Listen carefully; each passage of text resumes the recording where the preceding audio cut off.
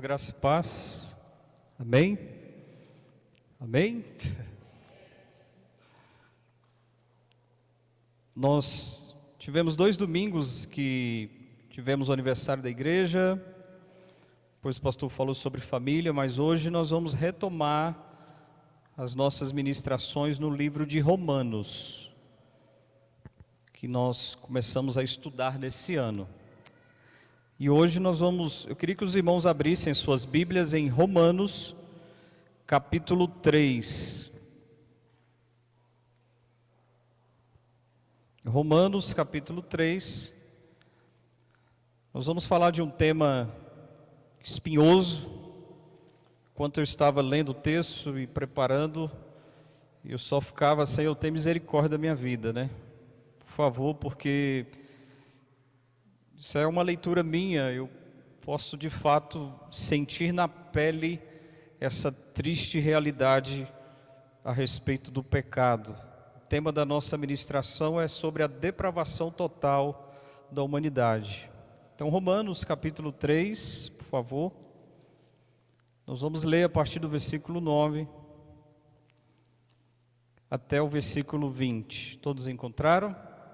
Bem? Romanos, capítulo 3, do verso 9 ao 20, que eu vou ler com os irmãos. Diz assim: que se conclui?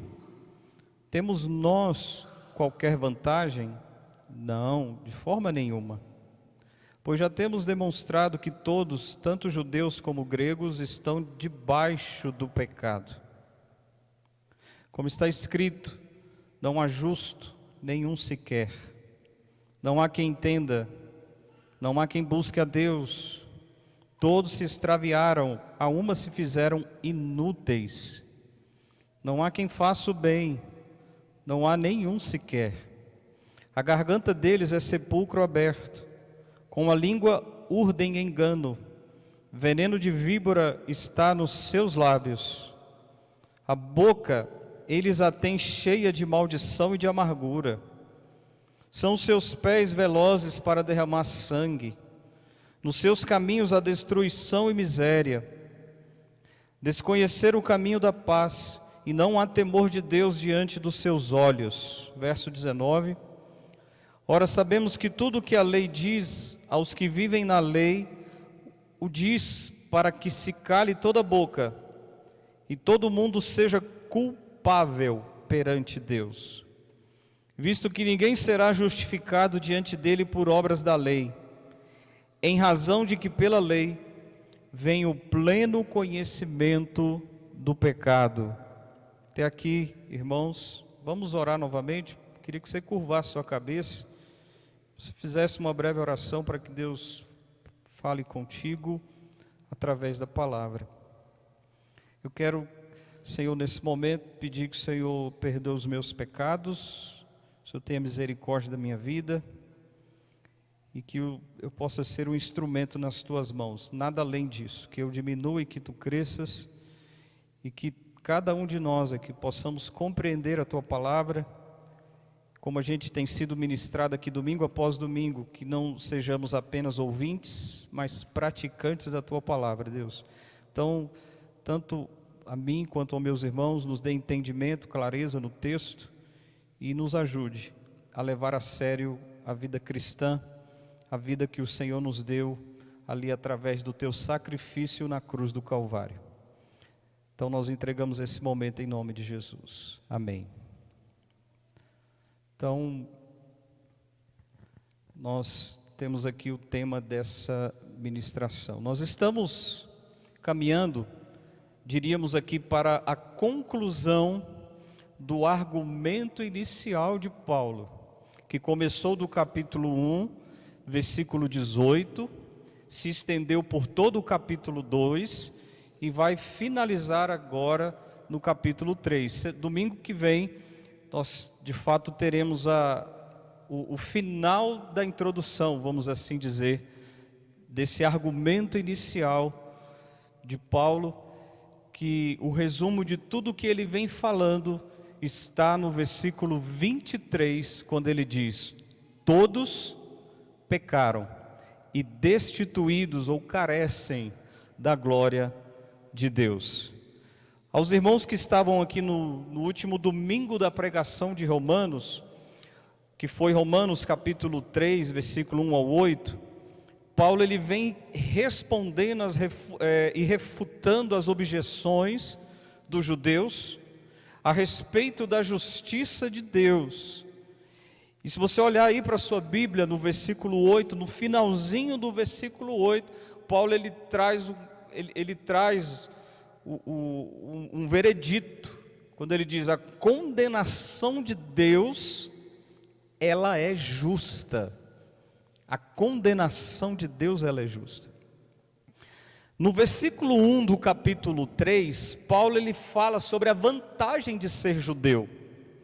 Eles receberam os oráculos de Deus, eles receberam as promessas, a lei, era a nação eleita, escolhida de Deus. Então havia essa vantagem por ser judeu. Porém, eles não levaram em consideração essa vantagem. Então, no versículo 9, quando nós já vamos entrando aí no nosso texto, quando Paulo diz no versículo 9, que se conclui: temos nós qualquer vantagem? E aí ele diz: de maneira nenhuma. Parece que há uma contradição, porque versículo 1 ele fala da vantagem de ser judeu, e agora olha, qual é a vantagem para todos? Nenhuma. E olhando para o povo judeu, que nós podemos aqui fazer o entendimento correto, é que eles mesmo tendo a vantagem de ser o povo escolhido, de ter a lei e as promessas, eles não foram obedientes. Eles quebraram a aliança da parte de Deus. Se você olhar para o finalzinho do versículo 9, que é o nosso texto, ele diz: tanto judeus como gregos estão o quê? Debaixo do pecado. Ou seja, a vantagem, olhando para os judeus, a vantagem não serviu de nada, pois a lei do pecado é que domina, que governa o coração. E a gente vai destrinchar isso um pouquinho mais. Se você se lembrar do texto de Romanos capítulo 2, versículo 13, que nós também já ministramos aqui, ele diz: porque os simples ouvidores da lei não são justos diante de Deus, mas quem? Os que praticam a lei hão de ser justificados. Então não bastava apenas ter a lei, não bastava ser apenas o povo da aliança, mas era necessário praticar. E é por isso que nós precisamos de um Salvador, é por isso que nós necessitamos de Cristo Jesus, porque só Ele foi o cumpridor de toda a lei. Amém? Vocês estão me ouvindo bem, irmãos? Esse pessoal lá de trás está me ouvindo? Porque aqui às vezes eu tenho a sensação que não está legal. Então não basta apenas ter a lei. Qual a conclusão que Paulo chega? Eu já citei para vocês aí no verso 9. Tanto judeus como gregos estão debaixo do pecado. Nós vamos chegar lá, mas deixa eu adiantar para você o que está em Romanos 5, versículo 12. Portanto, assim como por um só homem, Adão, Paulo vem falando, entrou o pecado no mundo, e pelo pecado a morte, assim também a morte passou a todos os homens, porque todos pecaram. Porque todos pecaram. Então o pecado ele afeta, o pecado de Adão, o pecado lá atrás, afeta e vem afetando a humanidade. E isso continuará até o fim, quando Jesus voltará. Então todos, diante de Deus, estão nivelados, escravos do pecado.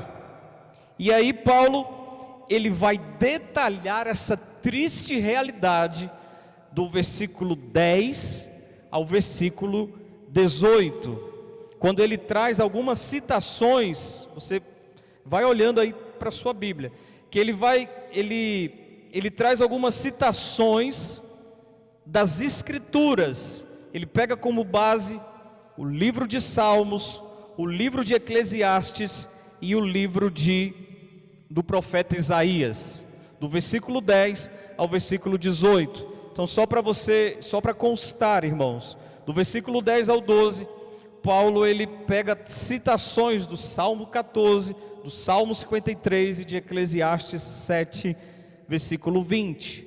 O versículo 13 aí de Romanos, ele traz a citação do Salmo 5, versículo 9 e do Salmo 140, verso 3. O verso 14 do Salmo 10, o verso 15 ao 17, o texto de Isaías que nós lemos do versículo 1 ao 8, no início do culto, ele pega o versículo 7 e 8, e o versículo 18, ele traz a citação do Salmo 36, versículo 1. O que eu queria destacar, irmãos, Paulo, ele está tecendo o seu argumento, a sua tese, vamos assim dizer, não trazendo algo inventado da sua cabeça, não era algo novo, não era talvez devaneios desconexos. O que Paulo está dizendo? Se você perceber, a base do argumento de Paulo são as Escrituras. Ele traz citações lá do Antigo Testamento. A depravação total, ela está totalmente fundamentada nas Escrituras. Totalmente fundamentada. A depravação total, irmãos, ela perverteu o ser humano de maneira completa, sem exceções. O pecado passou a reinar em todos debaixo da triste realidade da lei do pecado, da depravação total, e nós vamos observar isso no argumento de Paulo, em que nós vamos frisar aqui 3 áreas que foram afetadas pela depravação total, pelo domínio do pecado. Que Deus tenha misericórdia. 3 áreas. Primeira área afetada foi o relacionamento com Deus. Versículos 10 ao 12. Eu queria que você estivesse atento aí na sua Bíblia. Permita-me destrinchar um pouquinho mais, que não fique maçante, mas é importante. Então, em primeiro lugar, foi afetado o relacionamento com Deus. E no versículo 10, Paulo ele vai dizer: não há justo, e ele frisa, nenhum sequer. O vocábulo grego para justo é de kaios, aquele que observa as leis divinas, aquele que guarda os mandamentos de Deus. Esse é o justo. Porém ele diz: não há justo, nenhum sequer. Por quê, irmãos? Porque a lei do pecado não deixa. E o texto, obrigado, eu até tenho aqui já, mas obrigado. Então a lei do pecado não deixa. O texto de Isaías 64, versículo 6 diz assim: mas algumas pessoas, diz o texto, todos, o profeta diz, inclusive ele coloca-se junto aí, mas todos nós somos como o imundo. Irmãos, olha que coisa terrível, como o imundo. E todas as nossas justiças como trapo de imundície. Todos nós murchamos como a folha, e as nossas iniquidades como um vento nos arrebatam. Irmãos, eu estava lendo e falei: Deus, é isso, Deus. Volta e meia somos arrebatados pelos nossos anseios pecaminosos. Só Deus, por meio de Jesus Cristo, nos torna justos. Só por meio de Cristo que nós nos tornamos íntegros. Não tem como por si próprio, por si mesmo, não há justo, não há um sequer.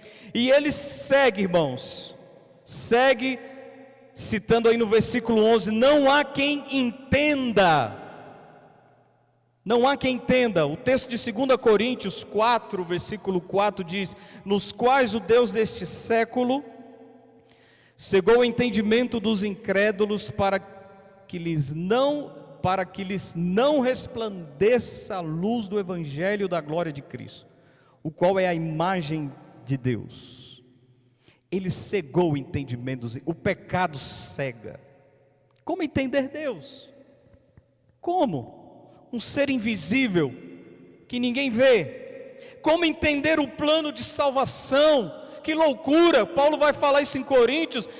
Por os que se perdem é loucura a pregação da cruz. Como? Não tem como entender um Deus que se fez carne, um Deus que desce da sua glória, que habitou entre nós, que morre numa cruz como um criminoso, mas que ao terceiro dia ressuscitou. Irmãos, como entender isso? O pecado não deixa. Estão debaixo da lei do pecado, deliberadamente não querem entender. Há uma predisposição para rejeitar. Quem tem a versão da NVT fala: ninguém é sábio para entender, irmãos, os planos de Deus, sua magnitude, sua soberania, sua justiça. Não tem como. O pecado, a escravidão do pecado não permite. Afetou o relacionamento com Deus, mas Paulo não para por aí. Olha para o versículo 12: não há quem busque a Deus. Romanos capítulo 1, que nós já passamos por ele, versículo 25 diz: pois eles mudaram a verdade de Deus em mentira, adorando e servindo a criatura em lugar do Criador, o qual é bendito eternamente. Amém. A busca pelos ídolos, pelos prazeres da carne, irmãos, quanto mais pecado melhor. Nunca se saciam, dão as costas para Deus. Não há quem busque a Deus. O importante, você já deve ter ouvido essa expressão, volta e meia você vai escutar essa expressão nos meios seculares, na sociedade. Olha, o importante é ser feliz. O que importa é você ser feliz. Deus, quem é Deus? Sabe quem é o Deus principal? O próprio eu. O ídolo dos ídolos. É Ele quem deve ser buscado. É Ele que tem que ser saciado. E Ele nunca se dará por satisfeito. Ele é insaciável. O ídolo morre. O eu. Eles deixaram de adorar ao Criador e passaram a adorar, a servir a própria criatura, o eu. Eu preciso ser saciado. O que importa são os meus desejos. Deus, que coisíssima nenhuma. Quem manda na minha vida sou eu. Quem dita as regras sou eu. Não há quem busque a Deus. Mas Paulo não para por aí, segue aí olhando para a sua Bíblia no versículo 12, põe teus olhos aí, para você não ficar disperso. Todos se extraviaram. E a ênfase de Paulo, irmãos, ele não está dizendo, algumas pessoas, tem alguns que são bacanas, são gente fina, não, todos, não há um sequer. Todos se extraviaram. Quem tem a NVT e a NVI diz, todos se desviaram. Todos, irmãos, estão perdidos, afastados de Deus.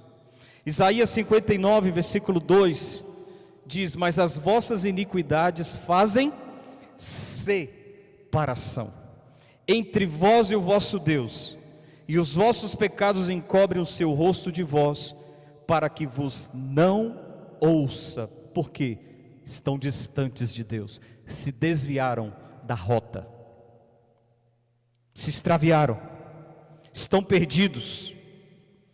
O relacionamento com Deus foi afetado. pela depravação total, mas não para por aí. Ainda no versículo 12 diz: se fizeram inúteis. Ou em outra tradução, todos se tornaram inúteis. Veja aí a ênfase de Paulo: todos não buscam a Deus, pelo contrário se afastam. Para que serve, irmãos? Para que servem? Para se atolar cada vez mais no pecado, na inutilidade. A palavra no grego para inúteis, eu não vou falar aqui o nome porque eu não sei, akneio, acho que é isso, significa corrompido, ou seja, sem utilidade. Quem já passou por isso, teve esse dissabor de um vírus afetar o seu computador, o que acontece? Corrompe o HD, estraga, você perde tudo, acaba, irmãos. Estão contaminados, totalmente mergulhados no pecado, no lamaçal do pecado. E o único que pode nos tirar dessa lama maligna é Cristo Jesus, Senhor e Salvador, o homem perfeito, o Deus Todo-Poderoso. O vírus do pecado inutiliza aquele que foi criado por Deus. Irmão, você vai lendo isso aqui, você vai só dar vontade de chorar, sério. E não para por aí. Ele diz: não há quem faça o bem. Veja a ênfase de Paulo, irmãos: nenhum sequer.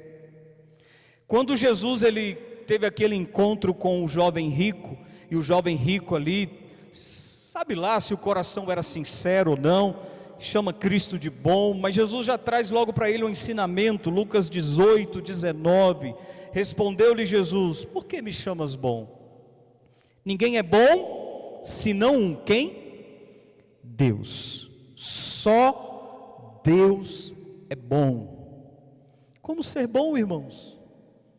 Como fazer o bem, sendo que é o pecado que governa? Porque infelizmente a triste realidade é que nós somos maus por essência. Mateus 7, versículo 11. Jesus, palavras de Jesus: ora, se vós que sois, nós somos o quê? Maus. Ele não está dizendo, vós que vocês são bons. Jesus diz, vocês são maus. Ora, se vós que sois maus sabeis dar boas dádivas aos vossos filhos, quanto mais vosso Pai que está nos céus dará boas coisas aos que lhe pedirem. Mas talvez a gente seja questionado: ah não, mas tem muita gente boa nesse mundo.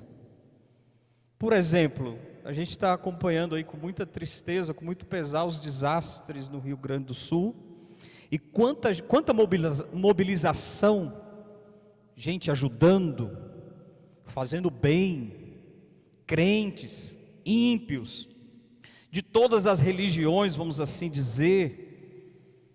Deus, irmãos, em sua soberania, Ele usa quem Ele bem entender, ímpios, crentes, para fazer o bem. Mas a ênfase, o que a gente precisa entender, não é inerente do ser humano a bondade, o fazer o bem. Não é da essência, nós somos maus. Todos estão debaixo do pecado. A natureza pecaminosa não tem nada de bom.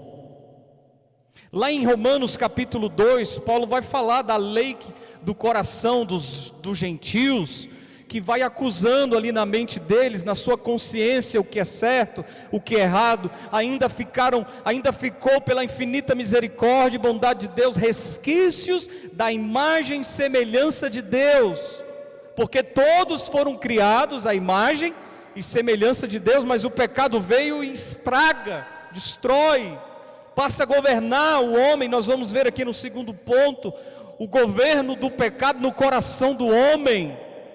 Mas Deus, na sua soberania, Ele pode usar também os ímpios nessa junção de solidariedade. Mas é a essência. E a gente vai comprovar isso na segunda área que foi afetada pelo pecado, que foi o próprio coração. Do versículo 13 ao 14. Se você observar os pecados, os versículos são relacionados a pecados da fala. Você vai ver nos versículos 13 e 14, vai falar da língua, vai falar da garganta, vai falar dos lábios, vai falar da boca. E quando nós olhamos para os ensinamentos de Cristo, Mateus 12, 34b, ele diz: porque a boca fala do que está cheio, coração. E um outro texto que vai trazer mais clareza para nós, irmãos, só para que percebamos que todo o nosso ser foi contaminado pelo pecado. Marcos 7, versos 20 ao 23, anota esse texto para você depois mergulhar ainda mais nele. Isso aqui é para arrepiar, irmãos. Isso aqui é para chorar diante do Senhor, no altar do Senhor. Quando Jesus estava com os discípulos e alguns questionaram, né? Que absurdo, nem lavaram a mão para se alimentar. E a Jesus então traz o ensinamento: que contamina o homem não é o que entra, mas é o que sai. Deixa eu ler o texto, está aí na tela. Porque de dentro, aliás, o verso 20, e dizia: o que sai do homem, isso é o que contamina, porque de dentro do coração do homem, olha só o que sai de dentro do coração do homem. Observe, porque de dentro do coração do homem é que procedem o quê? Vamos ver se tem alguma coisa boa do coração. Me ajudem aqui, irmãos. O que procede do coração? Maus desígnios, prostituição, furtos, homicídios, adultérios, avareza, malícias. Vê se você acha alguma coisa boa aí, irmãos. Dolo, lascívia, só coisa boa, né, irmãos? Inveja, blasfêmia, soberba, loucura. E ele termina o verso 23, ora, todos esses males vêm da onde? De dentro, que contaminam o homem. E eu pergunto para nós, irmão, como é que isso entrou então? Como é que isso está lá dentro? Quem é que enfiou isso lá dentro? A lei do pecado, irmãos. A depravação total. A natureza pecaminosa.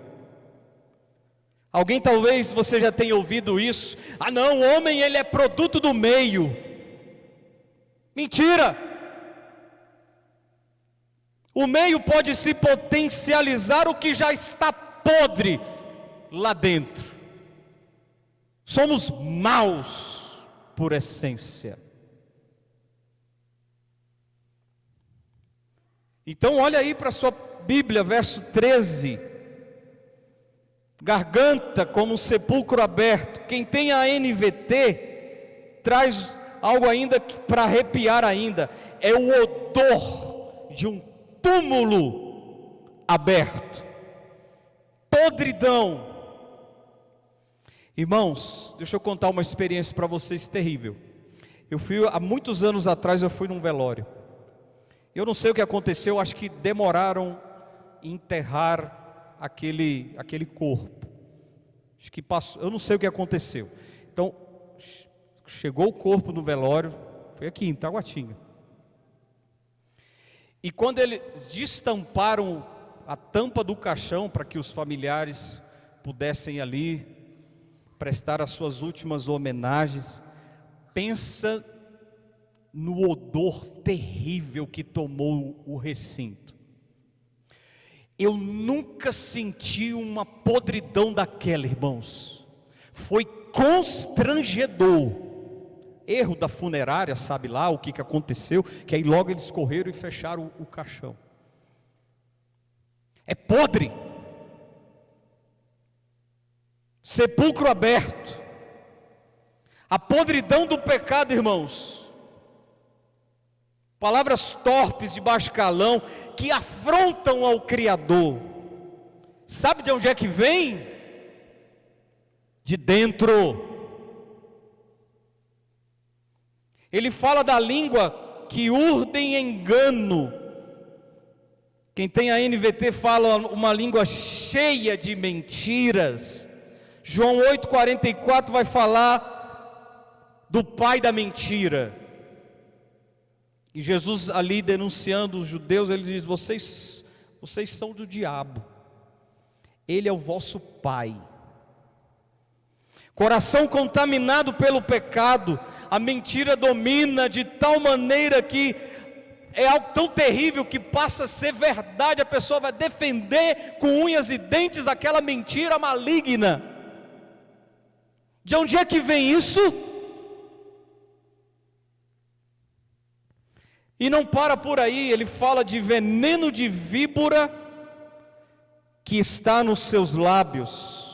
Todos sabem que víbora diz respeito à serpente, veneno mortal. Palavras que matam, palavras que destroem, palavras que não edificam. Você já conviveu com pessoas que quando vai falar é terrível? O texto de Provérbios 18, 21 diz que a morte e a vida estão no poder da língua. O que bem a utiliza come do seu fruto. Qual o soro, irmãos? O antídoto para o veneno mortal? Somente a graça de Deus em Cristo Jesus. Deus, o homem perfeito. Mas não para por aí, o versículo 14. A boca está cheia de quê? De maldição e amargura. É uma fonte de água suja, de água podre, que contamina, que suja, que adoecem. Novamente eu pego o contexto aí lá do Rio Grande do Sul, que a gente está vendo as águas tomando conta, enchente. Certamente as pessoas que tiveram contato com aquelas águas precisam ter muito cuidado, porque são águas contaminadas, águas sujas que podem matar. É terrível, irmãos. Você já deve ter tido tristes experiências de pessoas que quando abre a boca só é para praguejar, para amaldiçoar. É terrível, se você não cuidar, te contamina ainda mais, né? Potencializa ainda mais. Hebreus 12, versículo 15 diz assim: atentando diligentemente porque ninguém seja faltoso, separando-se da graça de Deus, e nem haja alguma raiz de amargura que brotando vos perturbe, e por meio dela muitos sejam contaminados. O pecado contaminou terrivelmente o coração do ser humano, o interior. Da onde vem tanto mal? A lei do pecado, irmãos.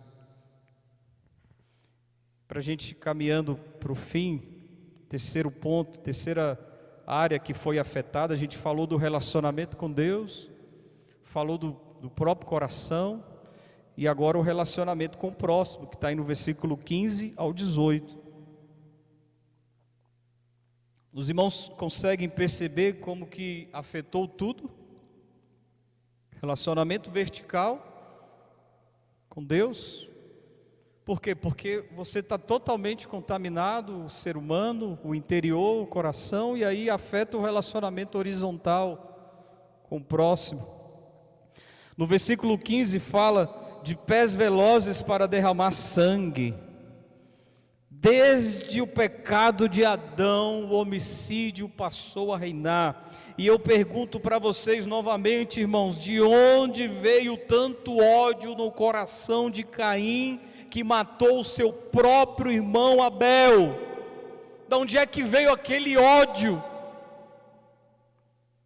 Pecado mortal, irmãos.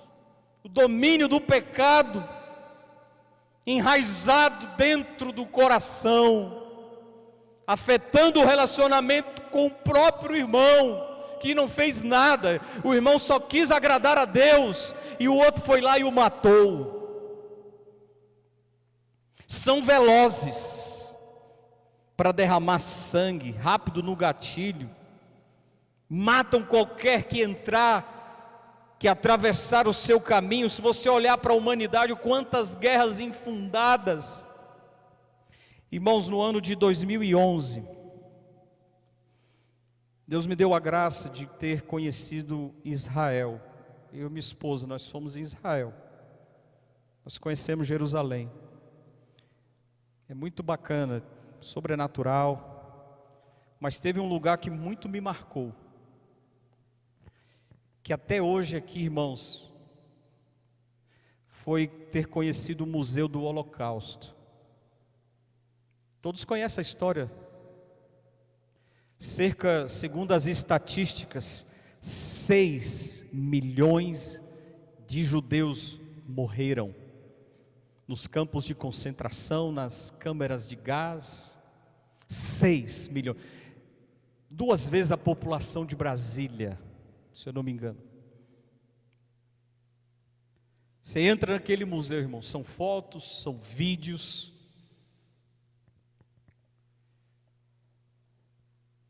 Pecado, irmãos, triste. Tem um outro museu que é um museu dedicado às crianças.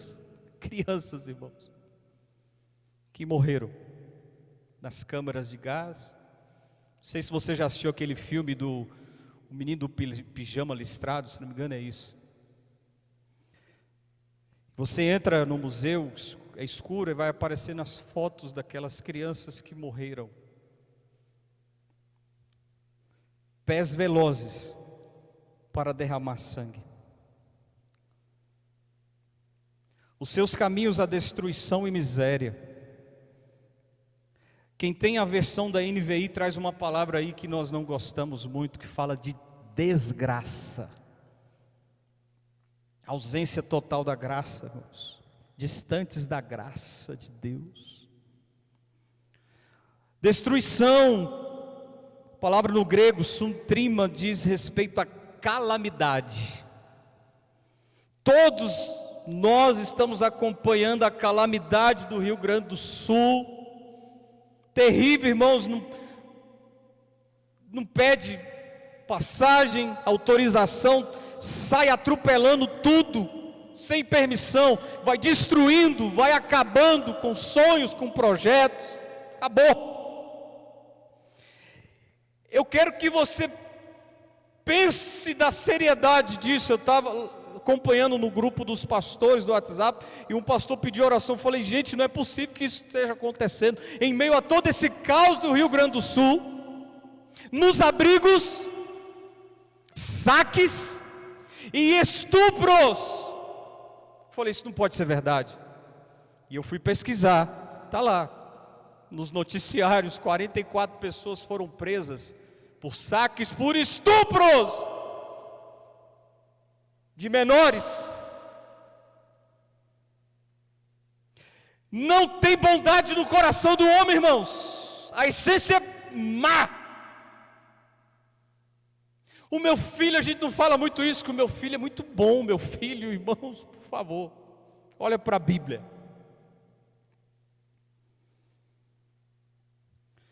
Verso 17, desconhecer o caminho da paz. Paz fala de reconciliação. Não existe, irmãos. A vida é um compilado de guerras, de contendas, de inimizades, de porfias. Está tudo lá nas obras da carne.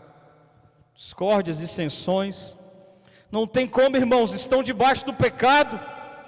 Será que eu e você conseguimos enxergar a gravidade do pecado? E no verso 18, ele fecha com chave de ouro: não há temor de Deus diante dos seus olhos. Não tem temor de Deus. Tudo isso porque não tem temor. O relacionamento com Deus foi afetado. Logo o relacionamento com o seu próximo também é afetado. Vocês lembram quando Jesus traz o resumo da lei? Em Mateus 22, do 37 ao 40, ele diz que devemos amar a Deus sobre todas as coisas e ao próximo como a nós mesmos. E ele termina dizendo o seguinte: destes 2 mandamentos dependem toda a lei. Foram afetados, corrompidos. Eu quis detalhar, irmãos, a dimensão do estrago do pecado, para ver se a gente para de brincar com o pecado. Todos foram afetados, inclusive toda a criação. Abra sua Bíblia em Romanos, eu não botei esse texto aqui no slide. Abra em Romanos 8, por favor, versos 20 ao 22. Segura o cinto, aperta o cinto aí, está caminhando aqui já. Olha o que Paulo diz em Romanos 8, verso 20 ao 22. Pois a criação está sujeita à vaidade, não voluntariamente, mas por causa daquele que a sujeitou, na esperança de que a própria criação será redimida do cativeiro da corrupção, escravidão, irmãos, para a liberdade da glória dos filhos de Deus. Verso 22, porque sabemos que toda criação, a um só tempo, o que a criação faz, irmãos? Geme e suporta as angústias até agora. Alguém talvez, que absurdo, como é que Deus permitiu que isso estivesse acontecendo em Rio Grande do Sul? Irmãos, a natureza geme. Quantas e quantas construções próximas de lugares que não era para ter construção. Enfim, não tem como a gente mergulhar aqui nesse debate. Mas a gente aqui caminhando para a conclusão, queridos irmãos. Paulo, após detalhar sobre a depravação humana, sustentada e comprovada nas Escrituras, o que ele traz já estava escrito.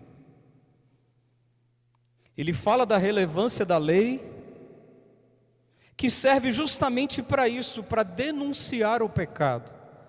Põe os teus olhos aí no verso 19. No verso 19 de Romanos, capítulo 3, para a gente caminhar aqui para o fim. Ele termina o versículo 19 dizendo: e todo mundo seja culpável perante Deus. Ou seja, todos são culpados diante de Deus, porque a lei está denunciando o pecado. E o versículo 20, ele diz aí no finalzinho do versículo 20: pela lei vem o pleno conhecimento do pecado.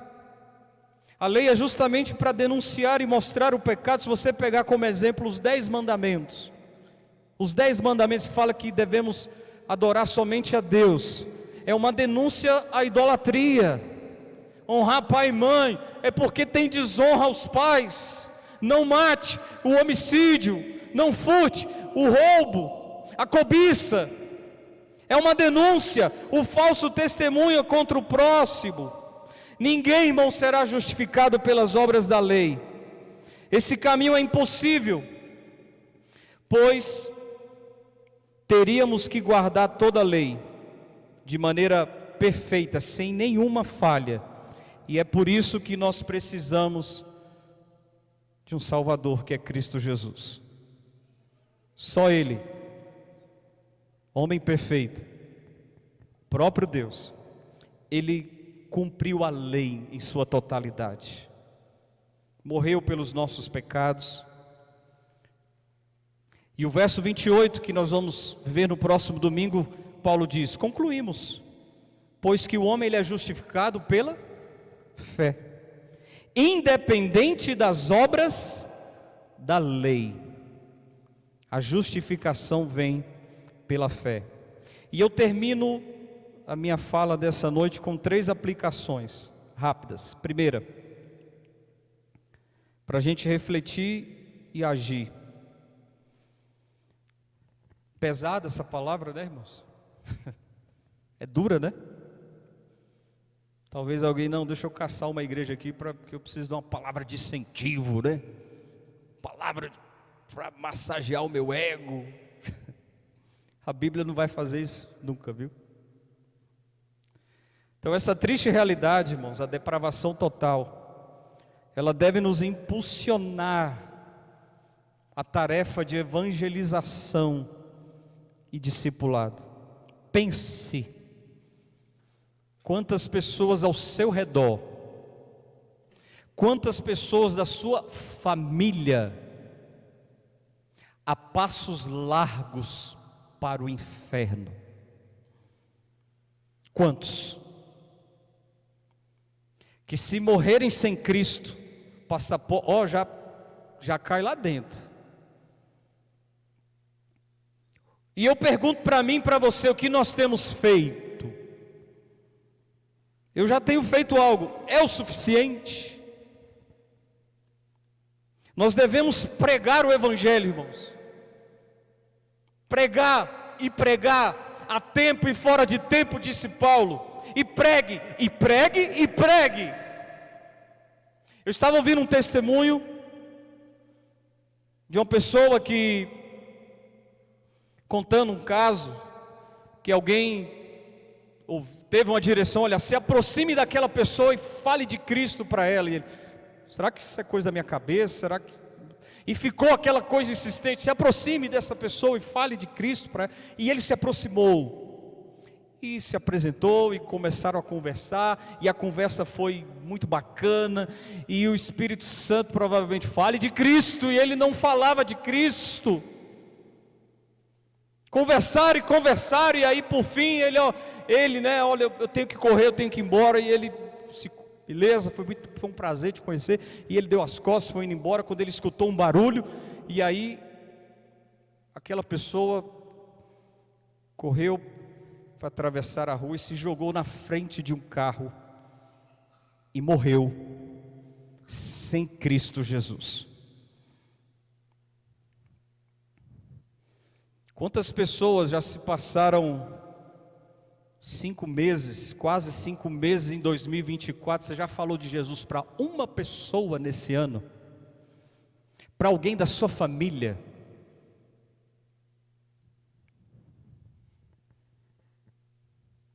Devemos também, irmãos, que nos leve a essa triste realidade, a orar, a intensificar a oração, a intercessão, e eu diria até mesmo o choro diante de Deus por essas pessoas. Nós choramos, irmãos, por vários motivos. Quando a gente ouve uma música que muito toca o nosso coração, a gente até pode chorar. Ou quando o nosso time do coração é campeão.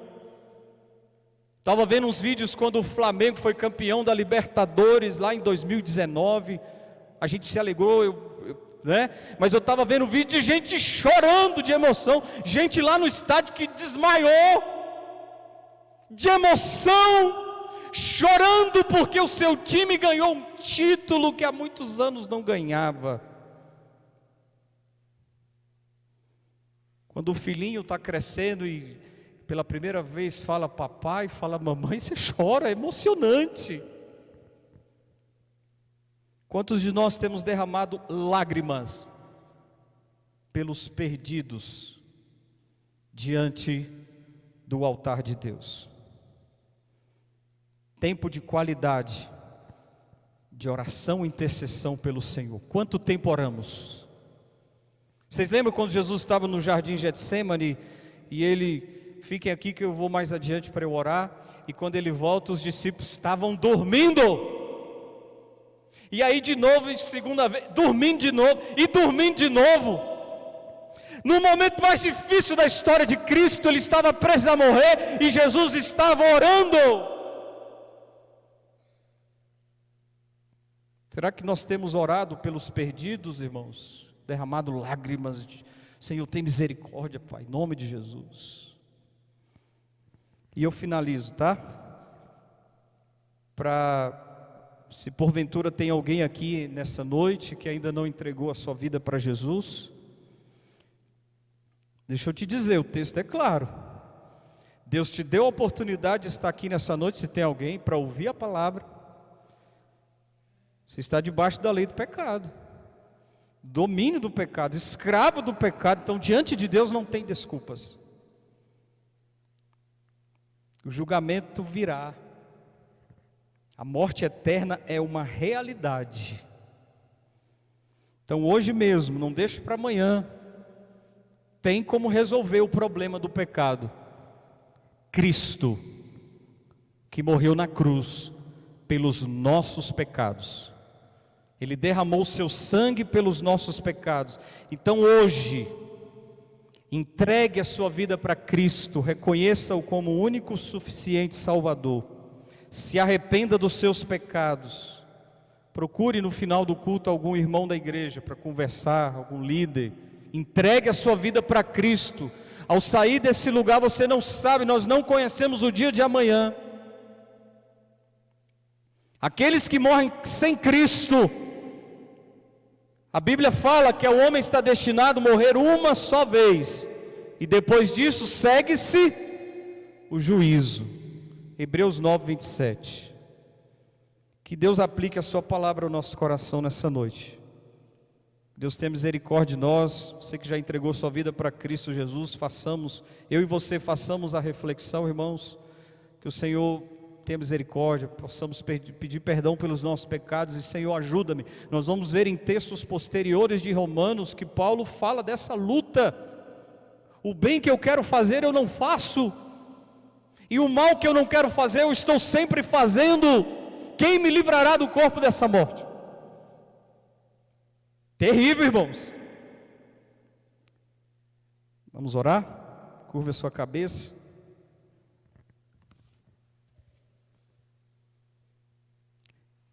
Pai, eu quero te agradecer pela oportunidade de estar mais uma vez aqui na tua casa. É motivo de grande alegria a gente poder congregar.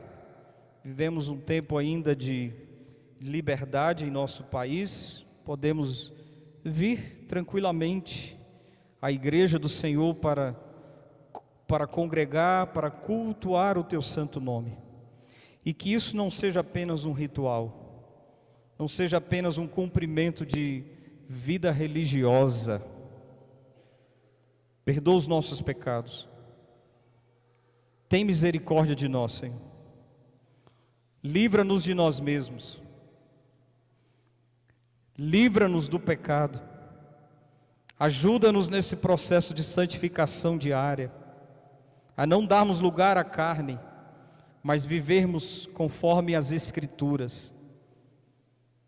Obrigado por tão grande salvação que o Senhor nos deu na cruz do Calvário, derramando o teu sangue puro, para nos livrar da morte, para nos livrar da condenação.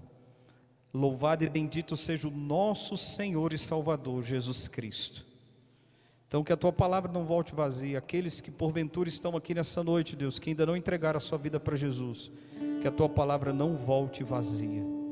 Que hoje mesmo possam assumir um compromisso com Cristo Jesus.